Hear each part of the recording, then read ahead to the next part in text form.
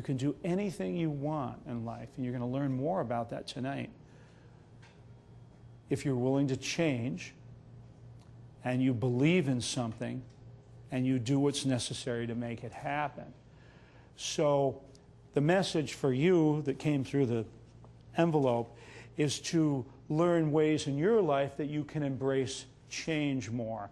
And instead of feeling bumped by it, you know, I spent so many hours on the deathbeds of my patients, and what I learned was all the regrets they had about what they didn't do in life because they just didn't think they could, or they were afraid, or whatever.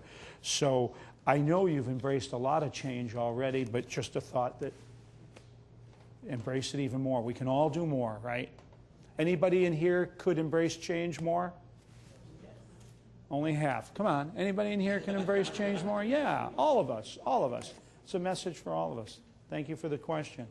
Let's see, I'm going to have to be fair going around the room. There's a guy in the far back in a blue shirt. Yes, you.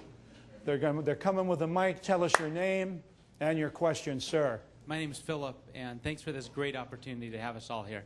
Thank you, Philip. Do I know you? Yeah, we've met through Schulze. And yeah, sure. Yeah, good seeing you. Nice to see you, Philip. My question is so I wear contacts. Yes. And I have a lot of my friends getting the operation so they can see in different things. Yes. I was wondering if there's a possibility to somehow heal the eye naturally. Yes. Have you done the eye wash? No, I have not. With the eye wash formula, you just start out with a couple drops and put it first in the cup because it's very strong, and then fill up a little glass with about an ounce of water. And you put it up to your eye and first test it a little bit. Put a little rag there if you're in your dress clothes and go, wow, there's water in my eye. And then chip it back and do some eye exercises, left and right, up and down, crisscrosses, circles to the left, circles to the right, and then pull it down and toss it out. Then take another cup, put 2 drops in, followed by an ounce of water, and then again test the eye, and then go through your exercises again. And when 2 drops is fine, then go to 3 the next day and 4, and you'll get to a point where you'll go, whew, this is a little hot, and it might make your eye a little red in the sclera, but that's called blood and circulation. And the best way to heal anything in your body is to get more blood and circulation there. And of course, if you have lots of beta-carotene in your body, take your superfood, get some good carrot juice in. Now you have beta-carotene and super nutrients and all the carotenoids in your blood, and now when you put the eye wash in, you're driving the blood to the eye, and your eyes are going to get better. I don't care if it's macular degeneration, I don't care if it's poor eyesight caused by stress, I don't care if it's cataracts, I've seen them all go away. And the eye wash is very potent and powerful at doing this. And there's other herbs in the eye wash that destroy infection. A lot of people have low-grade infections in the eye. And there's also nutritious herbs in the eye wash that are specific for feeding phytochemicals that the eye needs to grow and be healthy. So just getting in a routine of that eye wash, and for those of you that haven't done it, you got to try this one because it's really fun. Afterwards, you'll go, I've had an eye implant. I mean, if you don't see clearer and brighter after doing it one time, bring it back. I'll refund all your money. Well, they'll refund your money. They're wincing now over there. No, I guess it's a guarantee. You'll be shocked. You'll go, wow, I see better immediately. And that's just more blood getting to your eye.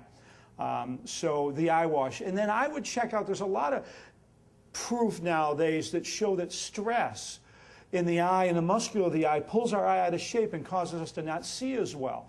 And so I would look into, there's a lot of methods like Dr. Bates' method of eye exercises and massage to relax the eyes a little more.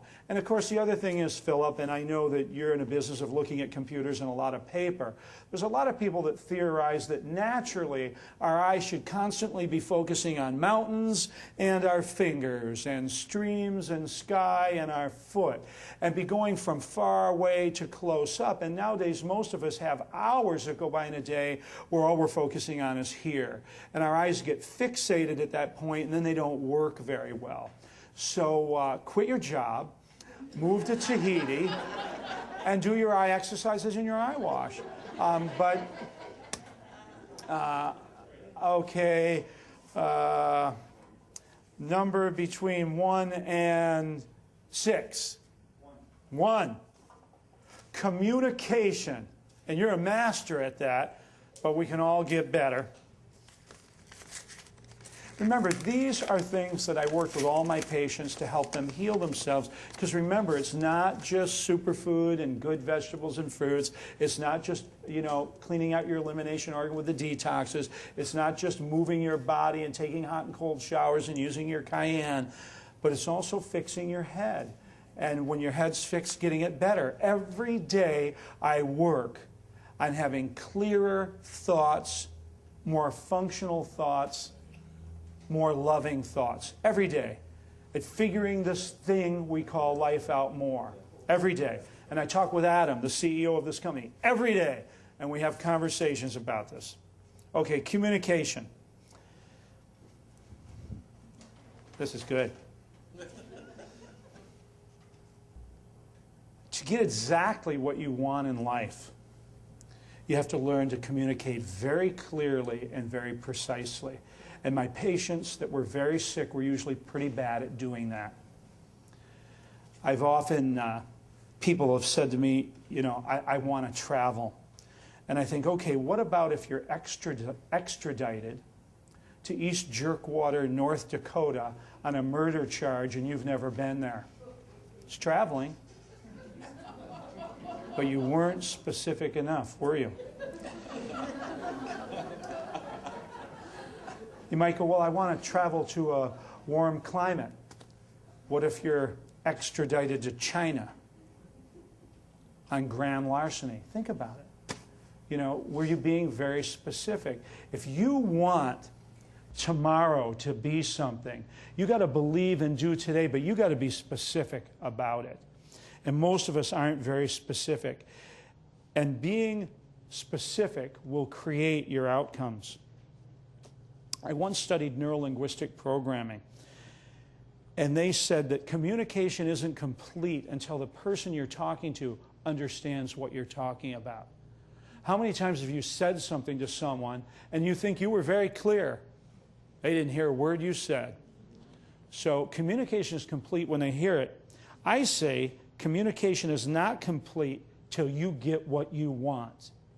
And if you're not getting something that you want in life, you're not being clear enough and dedicated enough and passionate enough about getting it. A lot of people are afraid to be honest in their communication.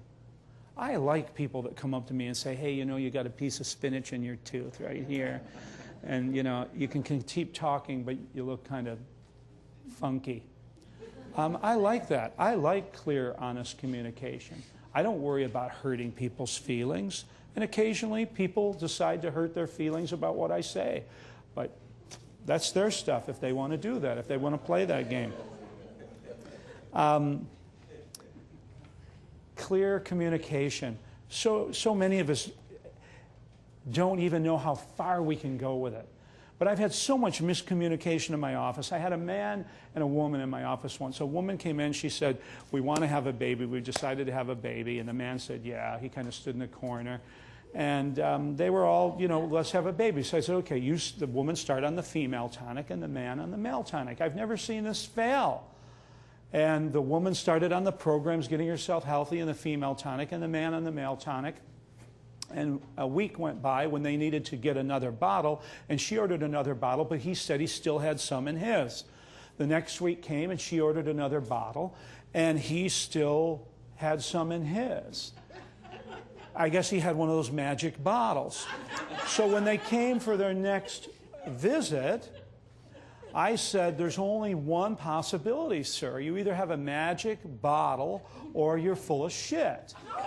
And he, of course, I like to use words that are like cayenne, a little bit, stimulate people into action. And good thing, I'm a 5th degree black belt in the martial arts, otherwise he might have kicked my ass. And I said, why don't I just leave you two alone together? And the battle ensued. In the office, I heard books being thrown and a lot of screaming. And as it turned out, he didn't want to have kids at all.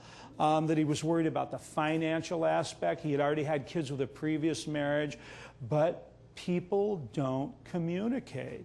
And so I want to encourage all of you to communicate clearer with the loved ones, the people you live with, your family. You know, sometimes it gets a little lonely. I think Buddha said the road to truth is a lonely road. But you know what? I'd rather have 5 friends that I can communicate clearly with than 100 people I bullshit with, right? Thank you. Anybody have something to share as far as a miracle? Yes, sir. Let's pass a microphone to this man. Is it with you or someone else? Myself. Yourself? Yes. A year ago today, Yeah. a year ago, my name is Bert Best, by the way. Bert, nice to meet you. A year ago today, I was diagnosed with colon cancer. With colon cancer. Right. And the doctor told me I had and that it had metastasized to my liver. Yeah. And he told me that Why don't you come up? Oh, okay. You mind? No, I don't. Come on up and share this with us. Well, the doctor, should I sit here or what? That's your seat, Bert. Don't look at the cards. I'll pick one later. Well, first of all, when he told me I had colon cancer and it had went to my liver, first thing that went to my mind is I'm dead. Mm-hmm. Sure. I'm a dead duck. Yeah. And he was so matter of fact with me that I had maybe only 4 years to live. Mm-hmm. And he said, I said, well, what do I need to do? He said, well, you need to come in and let us do surgery on the part of the colon. We'll cut that part out, and then we'll attach it back to the other part. Mm-hmm. A resection. And then we'll do chemotherapy and radiation with the on the liver. Mm-hmm. But even if we do the chemotherapy and radiation on the liver, the mortality rate would only be 2 to 3 years for you. Mm-hmm. So I asked him, I said, well, are there any other alternatives? He said, no, there are no other alternatives. He said, I'll schedule you, this was on a Friday, he said, I'll schedule you for surgery this coming Monday. You'll stay in the hospital for about 7 days, and then we'll start the chemo and the radiation on the liver. I called my wife in, and I told her what he said, and then we discussed it. And so I called the doctor back in. I said, just check me out. Just check me out. Prior to being diagnosed, we had signed up for one of your seminars last year, the one at the hangar in Santa Monica. Sure. So we went to that, and we listened to your presentation. So that was on a Saturday, I believe it was. Mm-hmm. That's Sunday we came in, and I got on your Incurables program. Excellent. And I went on a raw food diet. Yeah. And the doctors scheduled me for an ultrasound on my liver 3 weeks after I went on the program. Mm-hmm. So when I went in for the ultrasound, he did the whole thing with me, took about a half hour, and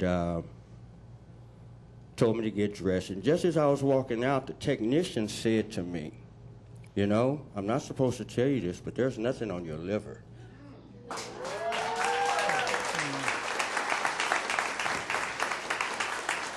And when he said that to me, I could have kissed his feet. I mean, yeah. Obviously, he wasn't a medical doctor, or he would have said something very negative. Right. You know. Yeah. Now I know he said only a doctor's supposed to tell you this, but the guy's been doing it for 20 years. Yeah, and he knows what his he's talking machinery. about, you Sure. know. So I go, wow. You know. So after that, or since then, you know, she can tell you I come in almost every week, and I'm still doing the detox, and I'm still doing the Echinacea Plus and the liver gallbladder flush. Great. And I'm on nothing but raw fruits and juices.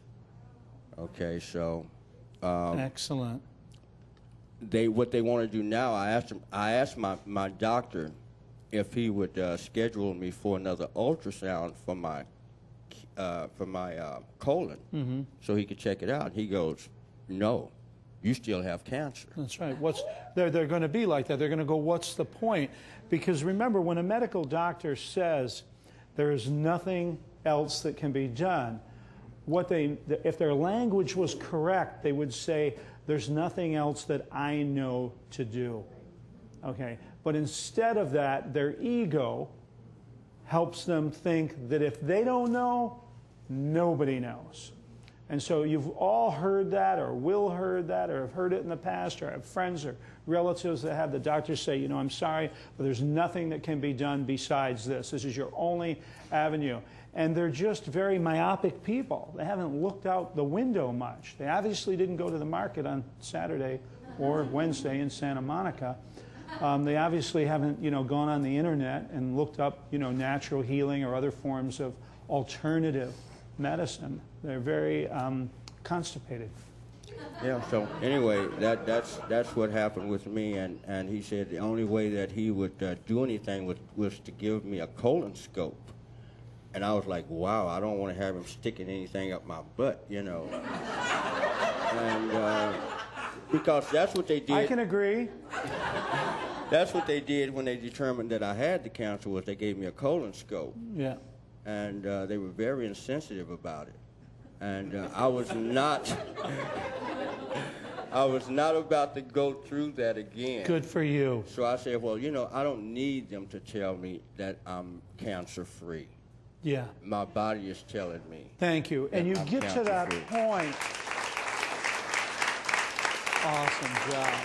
Awesome job. You get to that point where you really don't need to hear him say anything anymore. And I want you to know that takes a leap. You believe and you do, but it takes a place that you can get to yourself where you trust what you feel. You know what you feel like. Your body's healthier. He's probably healthier than you've been maybe ever. Well, we went to a retreat about, what, a month afterwards? And we hiked up the mountains, and I did a 3-hour hike up the mountain. 3-hour hike up the mountain? 3-hour hike up the mountain. Yeah. And it was actually a 4-hour hike, but my wife couldn't make it, so I had to bring her back down. Oh, wow, good for you. Yeah, so it's so important that, you know, I have so many people that have said, well, you know, I took your 5-day detox box to my doctor and asked him what he thought. And he said, I don't think it's a very good idea. Certainly, it's going to lose a lot of money if you do it. You won't be an average American and end up with diverticulosis. You know, don't ask your roofer how to fix the toilet in your house. A medical doctor knows nothing about natural healing, nothing about herbal medicine, nothing about the possibilities outside of what they trained for in medical school, which was pretty much as if you have a disease to hack it out. He was just doing what he was trained to do. And this is what's so important about this crusade. What I call my natural healing crusade is spreading the word that there are alternatives. No, there's nothing bad or wrong about medical doctors. If someone wants to go and have surgery, radiation, chemotherapy, pay $100,000 and do that, that's fine. I don't judge anybody. But it's important that every American is aware that they have an alternative, that every American is aware that they have an opportunity outside of medicine to heal themselves. And we don't quite have that in America. That's why I talk as much as I do. That's why I do the newsletters and the updates and the DVDs. And it's happening. Can you tell? It's happening across this country. Almost everybody you talk to is dissatisfied with their medical doctor. And they're looking in to some type of alternative. And there are many of them. And that's exciting. Yeah. So tell us something. We need to learn. Enlighten us on something. Now I'll put you on the spot here. Well, I think what I learned from all of this was, first of all, a strong belief in God. Yeah. Walking in faith, because when I decided to do this, my family and my friends, some of them cried and said, have the surgery. do the chemo. I mean, not because they were worried about you. Sure, they love you. They were saying fruits and vegetables are not going to heal you. Yeah, they loved you, You know? and they were scared. Right. And I just asked them, you know, to just go with me on this. Yeah. Believe in me. And if you don't believe in me, I had to just push a lot of people to the side. Yeah, yeah. I had to We had let to a lot of trash people them. in my life I don't mean go. that in a bad way, but Right. that's what I talk about when I talk about trashing. Right, I Sometimes had we to have let a lot of people go, and anybody who didn't have the same spirit and the faith that I had in what I was doing, I didn't want to be around those negative vibes. Absolutely. We don't Okay. need it. We can So- come up with plenty of negativity in life. Right. It's out there. We can turn on the television. There it is. In Exactly. 3D living color. And the other thing was that, you know, I love flavor and aroma of meat, dairy, and poultry. I love that stuff, you know. But it's what put me where I was. So the thing about it was that I learned from the illness itself. The illness, I wasn't mad at the cancer. I was upset with me for bringing the cancer on. It was really a blessing because it let me know what I was doing wrong in Now, my do you life. hear this? The blessing, the responsibility. Yeah. This is how you get well. This is how you heal yourself, taking on that responsibility. And you know, cooked meats create carcinogenic chemicals that cause colon cancer. If you have any doubts about that, look it up on the internet. Go to the library. There's thousands of books and articles on it. Cooked meats create carcinogens that cause colon cancer. And so, you know, hey, very few people will walk by a barbecue and not think that it smells good. But smelling something that smells kind of good and putting it in your mouth are two different things. And then healing yourself and taking on what he did and healing himself in a powerful way. You know, in the 60s, we had a saying, you're either part of the solution or you're part of the problem. There's no middle zone. He had to become a healthy person, every way, shape, and form, physically, emotionally, and spiritually. And I assume that you did a lot of bowel detox. I'm still doing bowel Still doing, detox. yeah. You know, I want you to know that I've had so many people with colon cancer that have done the bowel detox and gotten rid of it. And I'll tell you a couple stories just to give you a little more fuel here, because we all need fuel, don't we? And but I had one man that came to me who had a sigmoid scope like you had, the up the butt thing, and they told him that he had a 12-inch section of his transverse colon that was carcinogenic, and they needed to resection it and put it back together without that section. And he didn't like the idea of going through that drama and trauma. And he was a believer as yourself. And he had heard about the bowel detox. And so he did it 5 times in a row, which isn't a lot, really. We're talking about 5 weeks. But did other aspects of the program too. And he went back and had the second sigmoid scope.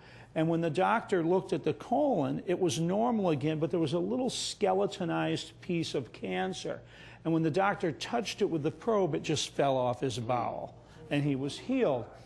Now, we know that your T cells attack malignant cells in your body and eat it up to where the cancer becomes skeletonized, and that's one way it happens.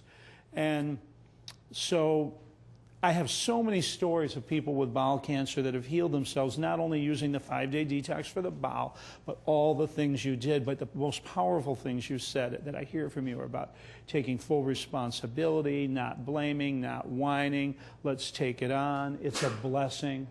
Some people call it bumps in the road, and I always liked calling it jewels or gems, you know, or blessings. And well, you know, let me just say this. One of the things that I looked at, you know, that's what happens when people get really healthy is you cannot shut them up.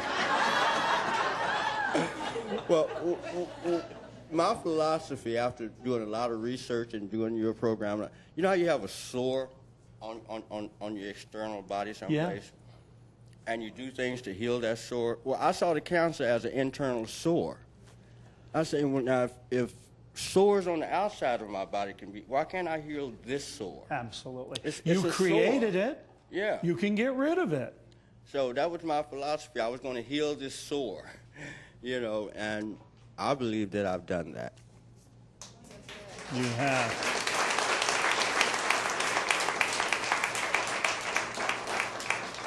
Let me see.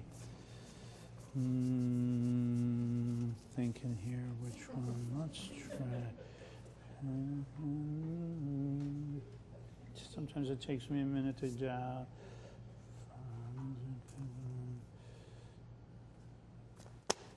Judgment. You chose that card.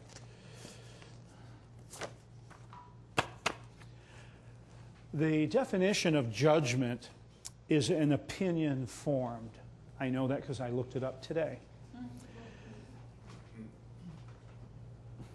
This will make sense in a minute or two. Well, give me two.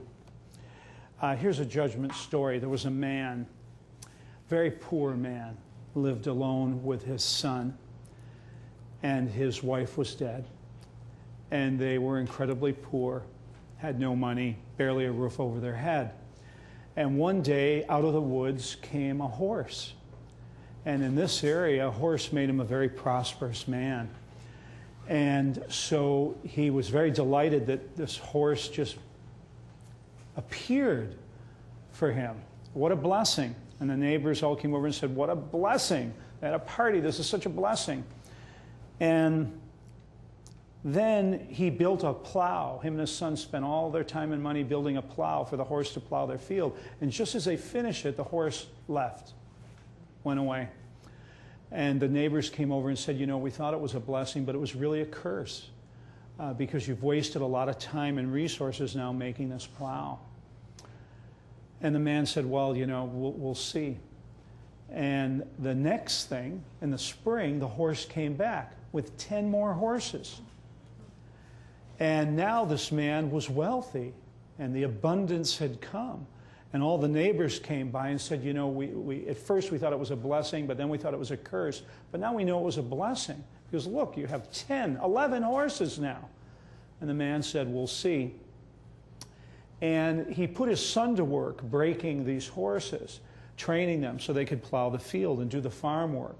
And in the process, his son fell off and was trampled and broke his leg. And the neighbors came by and they said, at first we thought it was a blessing. Then we thought it was a curse, but then when the horse came back with 10 more, we thought it was a blessing, but now we see it's a curse. And then their country went to war, and all the sons were taken to war, and they were all killed, except his, because he had a broken leg. And the neighbors came by and said, at first we thought it was a blessing, but then we thought it was a curse when the horse ran away. Then we thought it was a blessing when the horse came back with 10, but then we thought it was a curse when your son broke his leg, and now we see it's a blessing. And the man said, we'll see. And the point of this story is we don't know. How dare we judge anything because we can't see the whole picture in life? So the moral of that story is to stop judging. But here's one thing that I have learned that I think is fantastic in my life. It's so simple, but it's so big. There's nothing positive about being negative. There's nothing positive about being negative. No healing will take place in negativity. And this is why very few people recover from anything with their medical doctors, because all it is negativity and a sore ass if they stick that thing up there again. When you have a thought in life, chemically your brain creates chemicals. And that feeling that you get when you're happy and blissed out, that feeling you get, your charge, science calls that neuropeptide, brain chemicals that open certain windows.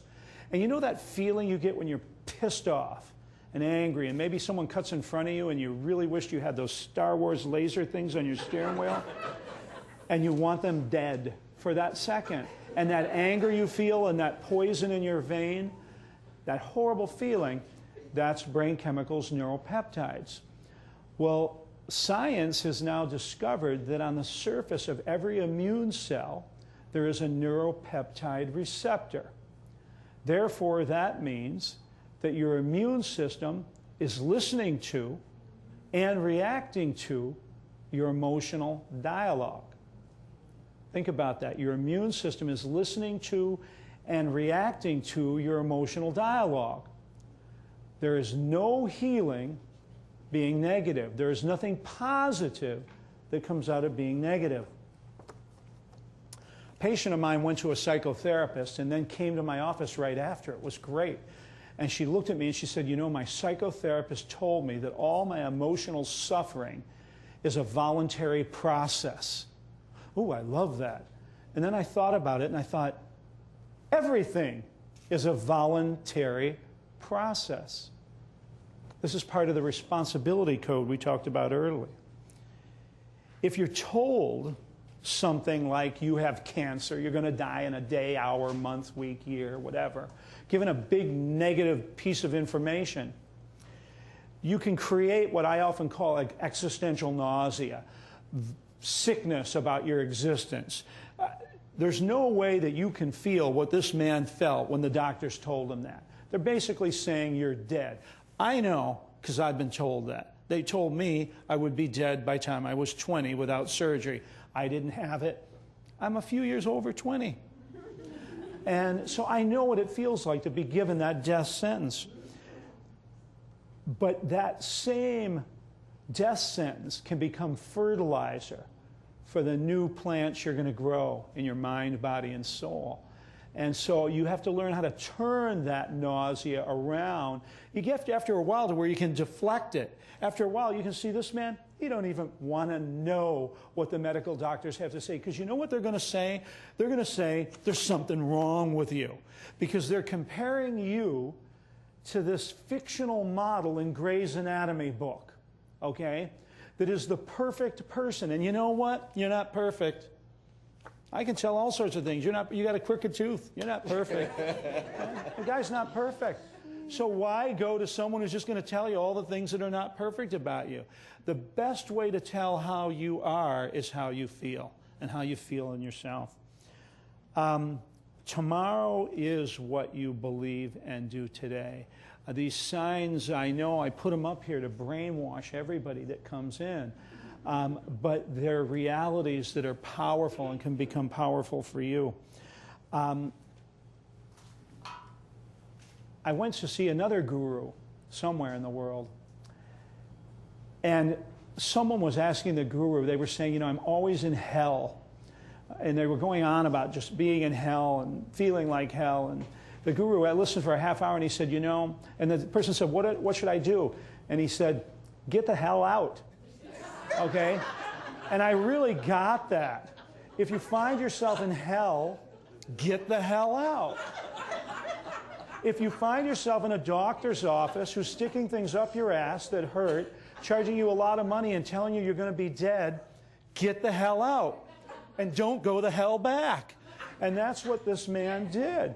And, you know, the things that saved me and saved him beyond God are some of the simplest, most common sense things. And so if you find yourself in hell, get the hell out. I did, he did. We're healthy, we're vital, and getting better all the time. Right. Yeah. Thank you, my friend. Thank you, Dr. Schulze. Yeah. Thank you.